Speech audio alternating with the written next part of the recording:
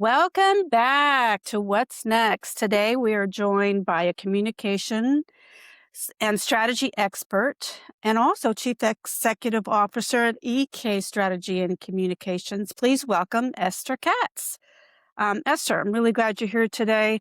But before we dive into the deeper questions, what I really want to understand from you is who are you and why are you here now?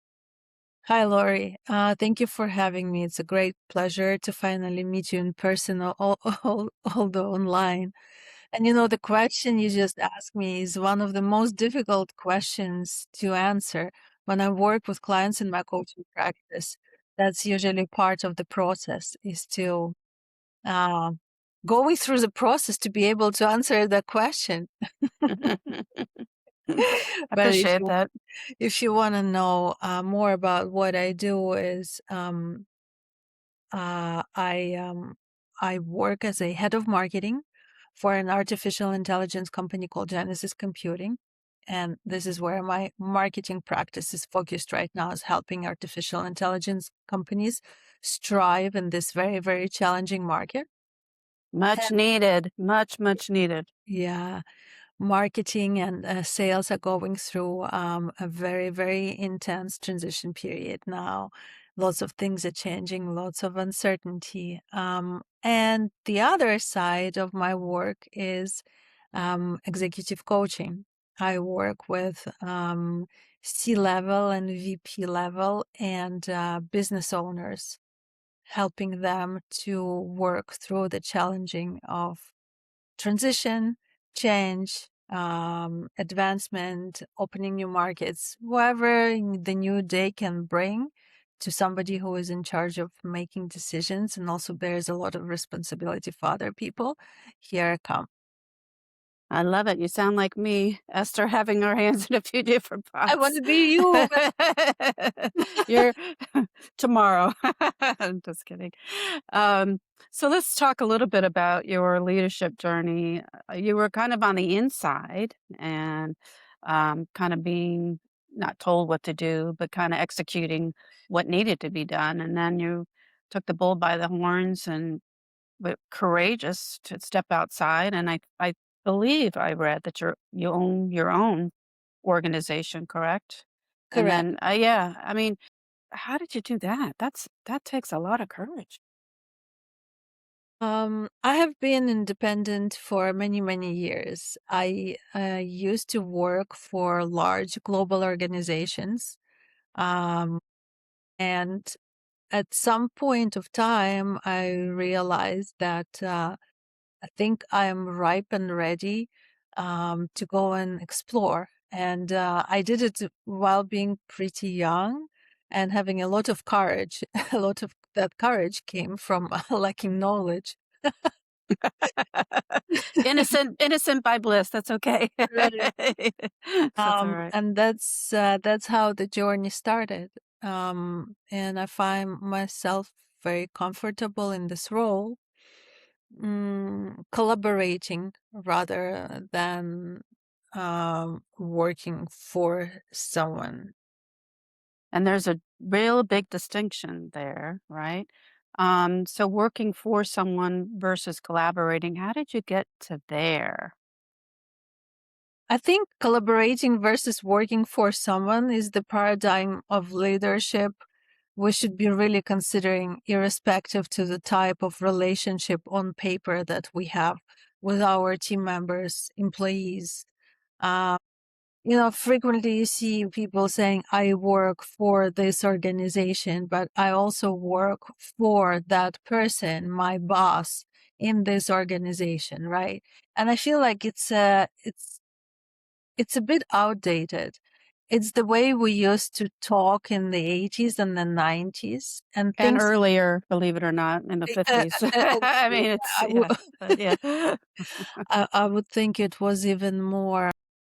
It was more drastic then, but you know, things have changed. Human psyche takes a very long time to change, but technology sped up that evolution. The values have changed, and I think we would all benefit more from acknowledging that and shifting towards more mindful, compassionate, collaborative leadership. And I think we're on our way. I like that you said that. I mean, that's what this podcast is all about, is really talking to wonderful leaders like yourself.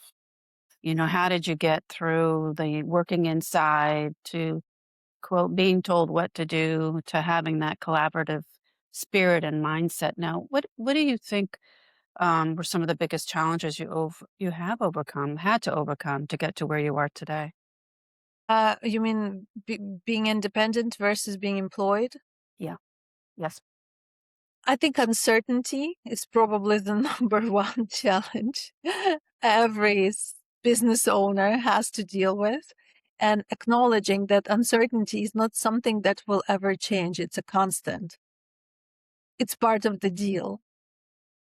Yeah, it is, isn't it? And being comfortable with uncertainty, which again takes a certain amount of courage and chutzpah, from my words, because in that uncertainty is a lot of obviously unknown. Unknown is uncertainty. Fear is uncertainty, and on the other side of that is that courage that have so much of. And so, has there been a time where you've either led a team or were a leader of a team, and you led them through either a downsizing or a change in strategy, and what was your strategy as a leader, compassionate leader that you are?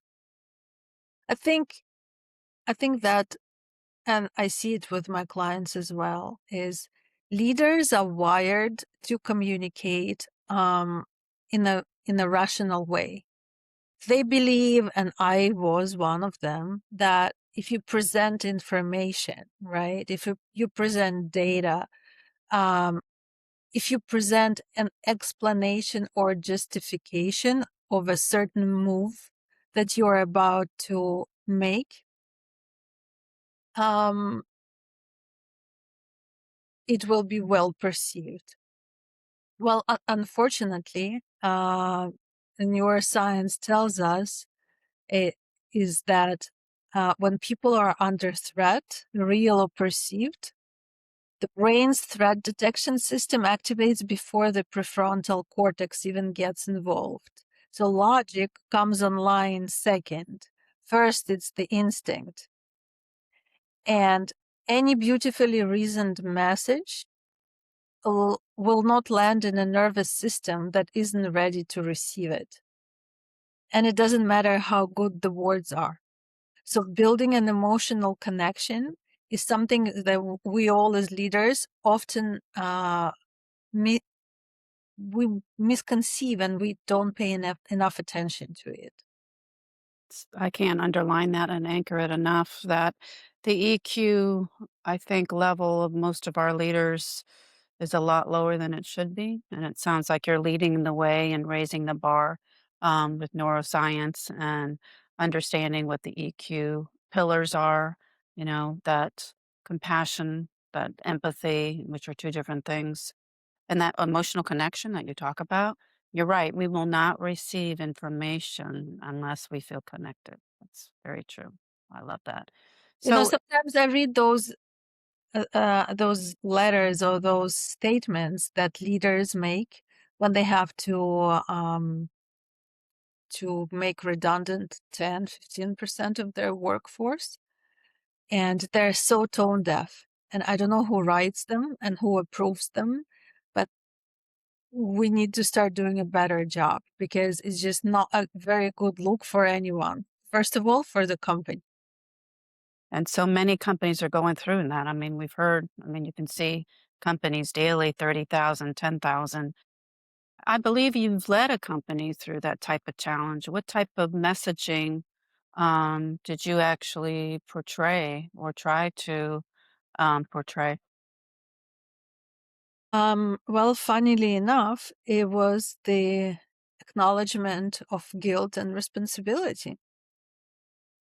I closed a company in my business lifetime, and I had to go in front of my ex-employees, and I had to say, I didn't do a good job of being your leader because I wasn't able to bring you enough business. and it's absolutely 100% on me. And if you think that you're suffering, I feel you because I'm suffering too. I've lost an income and I've also lost my baby. And I feel a terrible guilt in front of you all. And I have nothing to tell you except that I am really very sorry and I will do everything I can to help you out of this.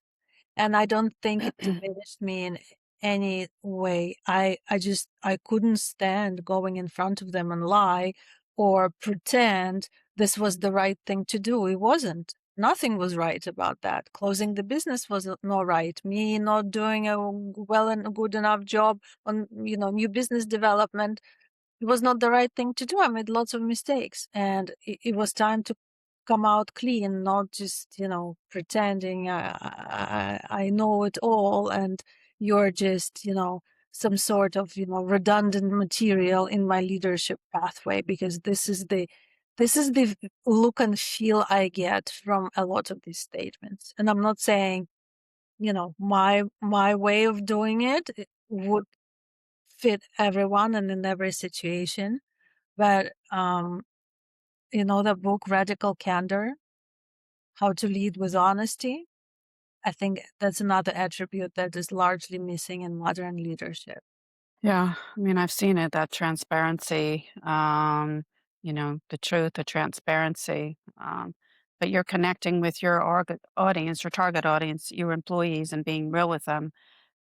How, what do you think the impact was? I think that's a tremendous, again, courageous thing to do. I think it helped people not to lose respect for themselves. And that was maybe an unconscious, but also a goal of mine. I wanted them to leave their workplace not crushed, but full of hope. And that happens when they see somebody who they admire and look up to, showing up in front of them and saying, it's not on you. It's not just on you. Maybe a little bit is on you. We all probably didn't contribute enough somewhere, sometime, but actually it is on me. Yeah, I'm the leader. Yeah, I can't tell you how many times I've seen leaders, when they're about to initiate a change, huge change, blaming this, blaming that. I don't think I've heard anybody taking ownership ever in my career about the reason, for the changes or layoffs or anything. So kudos to you. That's a very strong message and something that I hope you anchor with your executives. Are there any other messages um, that you've been kind of saying to your executive team that you think is important for us all to hear? There is one problem that keeps coming up, and it's communication between partners. This can be, several executives on the board, I was just going to say board. Yeah, yeah. or two or three business partners, because companies are going through change. They have to face the threats and the risks of the business, and they have to react very quickly and take quick decisions and pivot, because technology is disrupting businesses left and right. I'm in the middle of that disruption. So I know firsthand it has direct impact on how companies operate, and not necessarily in a bad way, but AI, and I always say that AI is only going to make us more human, because AI has this ability to get inside of your business systems, and like a surgeon, Very unemotionally much so. Yeah, very much so. bring up everything that has been buried, right? And it's up to the humans to decide what to do with it. So what I see is clashes between different leadership groups that have different um, outlook on the world. It goes deeper than just the way we handle business. It's about who we are and how ready are we to change? How ready are we to accept that what we considered efficient is now outdated? How flexible we are, on fragility of us. That is a recipe for, success and surviving many, many crises any business will ever have to go through, if they want to be successful. So, yeah, I have been regulating a lot of these conflicts recently, just Yeah. making sure people can hear each other through emotion. And how do you do that? Because that's also a very fine line, I find. Translating from human A language to human B language because they use the same language, It's but so it's true. coded different. Yeah, it's so true. And that pivot within any organization or even as an executive coach to help mirror the behavior that can help them pivot and their employees pivot. I mean, I find that you're a huge mirror right now for all of those that you serve in your organizations and certainly as a coach. So, is there any key that you've used to unlock some of this EQ besides that neuro language programming techniques or anything that you can share with us that really works that really yeah, that key. I'm looking for a key. The cheat code. Um, so staying emotionally uninvolved is really the cheat code. How do you do that? Um, you do that by creating a set of beliefs and also getting rid of another set of beliefs. And that's actually what I do in my practice is we always start from identifying if you have a problem, what is the belief that comes Yeah, along with that problem? yeah. And And is that true or not true, right? correct. Yeah, And, what made you believe that? That's the next step is to go back into the past exactly. Yeah.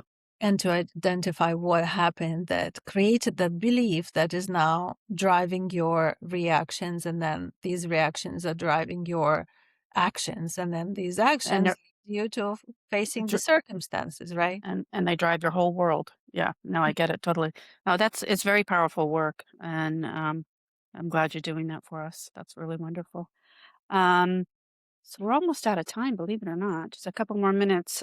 So you've done a lot: executive coach, closing down businesses, opening businesses. What's your yearning? What's your next? What's got you hungry and curious? Um, I'm doing a lot of learning um, in areas of history, history of spirituality, Hmm. looking for answers and finding those answers in very, very old books written thousands years. Mm, mm. And funny enough, we are now in the age of robots and AI, and these books were written 3,000 years ago, and they all talk about the same thing. And I find a lot of wisdom and solace there, and I translate them into modern language, and I interpret them through examples of modern life, everyday life, and business challenges. Mhm. And mm, I fix less and teach more. So, how are you doing that? Are you just do you mind me asking? Yeah, I'm doing this in my one-on-ones. I Oh, also gotcha. have a very small club where we get together on Sundays, and usually I do a lecture and then we do a practice to put in action what we have just learned. It's very, very small group now. It's 15 people only. I'm giving it a try. I'm gonna continue working through summer, and then it's September. I will launch it into a full. What's the name? Mm, Still considering few names. All right. Well, we look forward to that. Gosh, Esther, what a deep, just really meaningful conversation with you today. Just had no idea what we would open and what a package you are. Thank you for all your wisdom, your work, your study, your curiosity, and certainly your presence. Definitely well felt. Thank you so much. And appreciate you being here and good luck on your what's next. And hopefully we can connect again soon. Thank you so much. Thank you, Lori, for creating this space for me to come and talk about my work. I really, really appreciate it. You're All the welcome best. so much. Take good care.